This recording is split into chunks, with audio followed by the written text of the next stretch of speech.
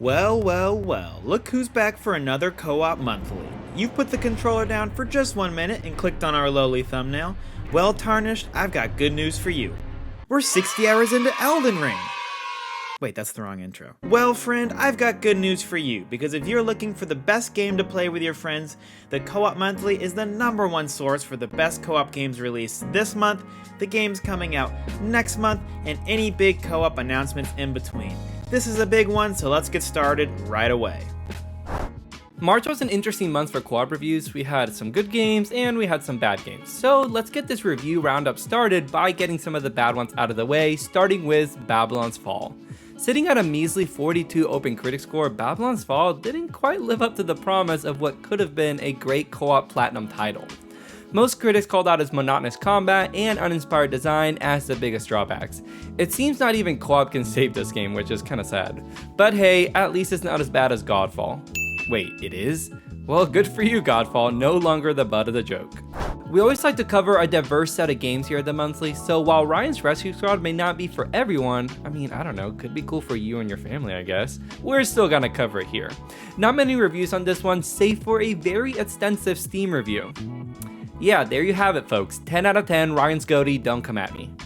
Next up is This Means Warp, sitting at a very positive Steam rating. We love seeing indies getting the attention they deserve. While it's still in early access, most users are comparing it to the classic FTL, but with co-op, which is high praise honestly. This one has 4-player local and online co-op, and reviews recommend having the most people possible as the later levels can get pretty crazy. We missed 2 announcements last month, but we're still going to mention them here in the review roundup. The first being Core Keeper. This is a mining sandbox game similar to Terraria, but with some survival elements you'd find in Valheim or Don't Starve. You can play this with up to 8 friends through online co-op, which sounds freaking awesome. It's currently in early access, but already has a very positive Steam rating and has managed to make a buzz with outlets like Polygon highlighting its unique genre mix. Another one we missed last month is Young Souls, but you should definitely have this in your radar as it's also garnered a very positive Steam rating. Originally a Stadia title, Young Souls has managed to escape that black hole of a machine and recently saw the light of day on all major platforms. Critics have praised its genre mix of RPG brawler with Souls-like elements as well as its co-op gameplay. God is a Geek goes as far as saying that journeying through the dungeons is more fun with another person. When playing alone, you can switch between the siblings, but teaming up with a friend is a better way to play. That's what co-op's all about, people. That about does it for our indie review roundup, so let's talk some bigger games, starting with Strangers of Paradise Final Fantasy Origins. I know you guys been waiting for this one. We knew this could be a toss-up, but ultimately, Stranger of Paradise landed with a middling 73 open critic score. Critics seem to be split over this game. Most praise the sheer depth of the combat system, which elevates the co-op with a ton of build diversity between the 3 characters. But it seems the campy story is either loved or loathed. We plan on playing this one ourselves, so look forward to a review in the next couple months. Our next big title comes from the good folks over at Nintendo, who finally decided to give everyone's cute pink ball character a new game in Kirby and the Forgotten Lands. Kirby's latest has seen universal acclaim with a solid 85 over at OpenCritic, but while most outlets are praising the game as a whole, the co-op on the other hand looks lackluster at best. Andrew actually got to play the demo with his wife, so what do you have to say about this, bro? Thank you for asking, Gabe. My wife Emily and I played the demo of this and can confirm what you've heard from reviewers. It's just another little sibling co-op game. And that's not necessarily a bad thing. This is better than other Nintendo offerings at Little Sibling Co-op, so that's nice, but we actually decided not to play this together after the demo. Bandana Waddle Dee has a cool moveset, but you're having a lesser experience in just about every way as player 2. So get it if you want that out of a game. If you have someone who's not as experienced in gaming, just don't expect anything more. I will be enjoying everything Mouthful Mode entails on my own. Wrapping up this month's review roundup, we have Tiny Tina's Wonderlands, which landed with a 79 open critic score. There's a range of takes for this one, with GameSpot giving it a 7, ultimately saying it feels too similar to Borderlands 3. On the higher end, Game Informer gave it a 9.5, highlighting how unique your character feels as well as the humor and writing being much better, thank God. The co-op seems to be as good as ever with all the options from previous entries, including crossplay, online, and split-screen co-op. We had fun with Borderlands 3, but honestly, we're way more excited for this entry, and we'll be starting it whenever we beat Elden Ring. Or maybe I'll just say, if we ever beat Elden Ring. With the biggest early 2022 releases out and on the market, there aren't a whole lot of games to talk about in an incredibly empty April. No, seriously, it's like a desert out here. But there is one standout and some smaller titles that could suit your fancy, who knows? So let's get into April's biggest co-op releases. I think most of us would agree LEGO Star Wars Skywalker Saga looks absolutely incredible. Despite that, TT Games has been weirdly vague on the co-op side of the game. But leave it to your boys to scour the interwebs and find the tiny piece of co-op gameplay you're seeing here. Hey, it exists and that's all that matters. Interestingly, the camera has gone full split screen compared to what we've seen before. This makes a lot of sense given the revolution of gameplay we've seen, and I'm glad to see they've committed to a full split screen experience. It will only be 2 players couch co-op, which is a bummer for Gabe and I. But since Emily and I are no longer planning on playing Kirby together, I might pick this up for her and I, and who knows, maybe we will get a review out for this one in the end. It's finally out on April 5th. Outbreak Contagious Memories is going for a classic Resident Evil feel, look, and sound quite literally. I'm not sure what to think of this one, but one of the cooler features besides local 2-player co-op is you can switch camera perspectives to make this either a first-person, third-person, or fixed camera adventure. Did I mention this month is full of games that might surprise you? Yeah, we'll just have to see about this one come April 6th. Keeping the old school zombie love going, the House of the Dead remake is coming to Switch on April 7th. I remember this one from the arcades. I'd always choose Time Crisis myself, but hey, that's just me. I'm sure one of you out there, at least just one of you, has to be a fan of House of the Dead. So to you, I say it has 2-player local co-op. Now go find a friend. Solasta Crown of the Magister is a D&D tactical role-playing game with turn-based combat. You know, the same stuff we've seen in Divinity Original Sin 2, and we're never gonna stop talking about that game. Their upcoming DLC releasing on the 14th will bring 4-player online co-op to the campaign and the DLC, which is pretty awesome. This game came out in 2020 to strong reviews. It sits at a 76 on OpenCritic, with God is a Geek giving it an 8.5 and saying Solasta Crown of the Magister is an authentic D&D experience with great tactical combat and plenty of deep systems to chow down on. If you can convince your friends to chow down on it with you, check it out soon. Now who's ready for some heavy metal?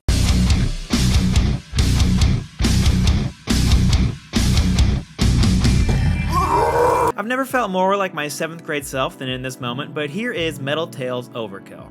It looks like a roguelike guitar shooter, yes, a guitar shooter, that includes 2-player local co-op. Look, I said this was going to be a whack month. This is my prime example. April is the Metal Tales Overkill of video game months. But as I keep on saying, maybe this is for you and it's out on the 21st. I just want to knock off a 3rd zombie game, so real quick, let me mention Zombie Army 4 Dead War. Wow, that's a great rhyme scheme. It's heading to the Switch on the 26th.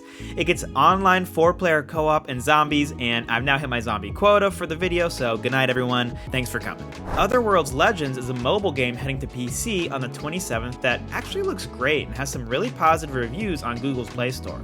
It's a 4-player online beat-em-up that has a lot of pixel art style to love. Look, we don't usually see a whole lot of games coming from mobile to PC, it's usually the other way around, but maybe Otherworld is going to start a cool new trend. I doubt that very seriously. Finishing out this weird month is Silly Comrades, a top-down couch co-op shooter for 2 players that looks pretty cool. I like the hand-drawn art style and shmup gameplay. I could totally get down to this wackiness, and I think Gabe would too, if only we could just get some PCs. It comes out at the end of the month on the 29th, so don't forget about it by then. The busiest month that we've ever covered in the Co-op Monthly is almost at a close, so let me start off with some news and let Gabe finish it off. First up is the announcement of Tunnels of Terror, the first major DLC for Back 4 Blood. The DLC features a new co-op mode called Ridden Hives, where you explore 7 different dungeons full of labyrinthine tunnels infested with a new enemy type. You'll also get 2 new characters alongside the usual cosmetic fare. This hits stores on April 12th, and friendly reminder, only 1 person in your party needs to own the DLC in order to play it, which is pretty cool, Turtle Rock. You know what's not cool though? Dungeons & Dragons Dark Alliance. This game was absolute trash at launch with bugs galore and massive design flaws. But hey, you know what will get the fans back? Charging $20 for the DLC. Said literally no one ever. It includes 1 new playable character, 2 new dungeons, and 6 levels total. It actually came out this month, but we didn't mention it earlier because it got 5 reviews on Steam as of writing, which, yeah, that did not feel like it was worth rounding up on those reviews. Monster Hunter Rise Sunbreak got its big gameplay trailer, and it looks to bring back the same good feels of Iceborne for Monster Hunter World. Once again, Capcom is basically just adding on another game on top of their already great game. So yeah, the boys will be picking that up on June 30th for $40 because we love playing Rise together, and I expect more of the same here. In Sony's sort of bizarre state of play, yeah, more on those dinosaurs later, they surprisingly announced Returnal getting a co-op mode that was released last week. Gabe and I are absolutely pumped to play this and slotted this as our next game once he and I finish The Witch Queen. Gabe has already beaten this game. As a matter of fact, it was his game of the year last year, so I'm gonna hop in and let my boy guide me through the pain and horror that is Returnal. Oh, and by the way, the update is totally free. Moving along, we have a string of announcements and 3 sad delays. Let's get the sad stuff out first. It looks like Andrew and I may never actually play Halo Infinite, as its co-op mode got delayed yet again, with no release window announced. We made a vow to wait for the co-op mode to play this, and yeah, it's getting harder and harder to keep that vow. Another delay comes from Sons of the Forest, which was pushed from May to October this year. Kinda bummed, but at least a release during Prime spooky season, so can't be too mad. Next on the shopping block is Suicide Squad Kill the Justice League, which has been rumored to be delayed for a couple months now, but only recently has Rocksteady confirmed the report. Bummed about this one too, especially since it's on my Fantasy Critic roster, but at least we'll hopefully play it early next year.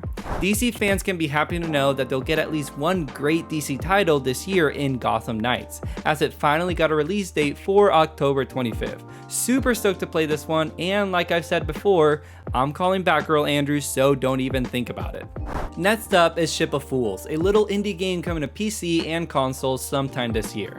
This is a 2-player seafaring co-op roguelike, that sounds kinda cool, where you make your way through a treacherous sea in your trusty vessel called the Stormstrider.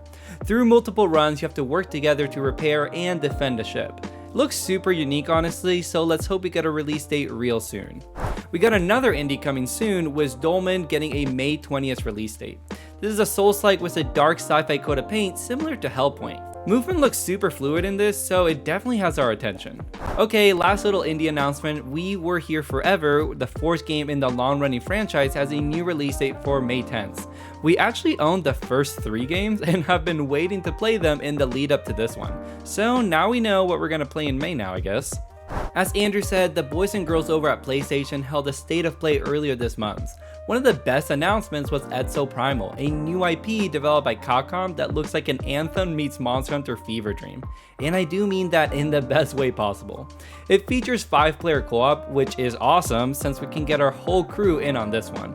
We'll have to wait till next year to see if this shapes up. I saved this next announcement for last because it looks really interesting. Marauders is a new looter shooter set in an alternate 90s setting where humanity is fighting out to survive in space. It has some unique gameplay where you and 3 friends are tasked with raiding different space stations for loot. The catch is you could also encounter a rival squad of players to fight over the spoils. Not only that, but as you try to escape on your ship, other players can hijack or fight in space, like space dogfighting style, which sounds freaking cool.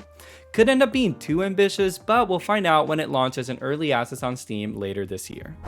As always, thanks for watching guys. This is our 3rd monthly video, and while we've been changing things around here and there, we feel this is the format we'll be moving forward with.